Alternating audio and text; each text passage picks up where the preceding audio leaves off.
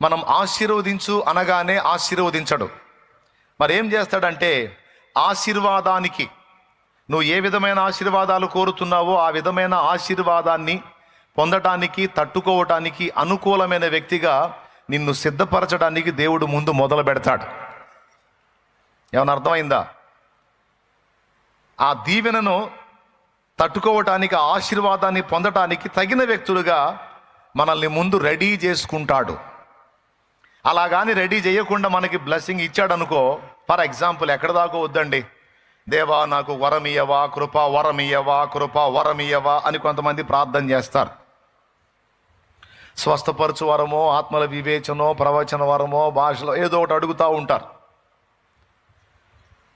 దేవుడు ఆమెన్ అని వరం ఇచ్చాడు అనుకో, వీళ్ళు ప్రార్థించినప్పుడు అద్భుతాలు జరిగినాయి అనుకో, ఇక వీళ్ళు భూమి మీద నిలబడరు. వీళ్ళు ఇంత ఆకాశంలోనే తిరుగుతూ ఉంటారు. ఇక వాళ్ళని గురించి వాళ్ళు ఎక్కువ తలంపుల్లోకి వెళ్ళిపోతారు. ఇంకా చెప్పాలంటే అతిశయించే ప్రమాదం ఉంది. అలా అతిశయించి గర్వహృదయులైతే వాళ్ళు దేవునికి హేయులవుతారు, అసహ్యులవుతారు. ఇప్పుడు లేని వరం ఇయ్యనేలా, దాన్ని చూసుకొని నువ్వు మిడిసిపడనేలా, నేను నిన్ను అసహించుకోనేలా?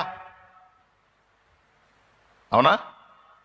మరి కాదు ప్రభు, మరి నాకు వరం ఇయ్యాలంటే అది నీకు వచ్చినా కూడా నువ్వు తట్టుకునేటట్టు ముందు నిన్ను రెడీ చేసుకుంటాడు దేవుడు. అర్థమైతే స్తోత్రం చెప్పు, పెద్దగా చెప్పు. దాన్ని తట్టుకునే వ్యక్తిగా ముందు నిన్ను రెడీ చేసుకుంటాడు. అది దేవుని పద్ధతి. ఆ తర్వాత పర్వాలేదు, సిద్ధపడ్డాడు, సిద్ధపడింది, ఇంకా నేను బ్లెస్ చేసిన, ఆశీర్వదించిన ప్రమాదం ఉండదు అనుకుంటే అప్పుడు తప్పకుండా నువ్వు అడిగినటువంటి ఆ కృపలను నీకు దయచేస్తాడు ఆయన. ఇక్కడ 2 పద్ధతులు దేవుడు పాటించినట్టు మనకు కనపడిద్ది. కొంతమందిని ముందే ఆశీర్వదించి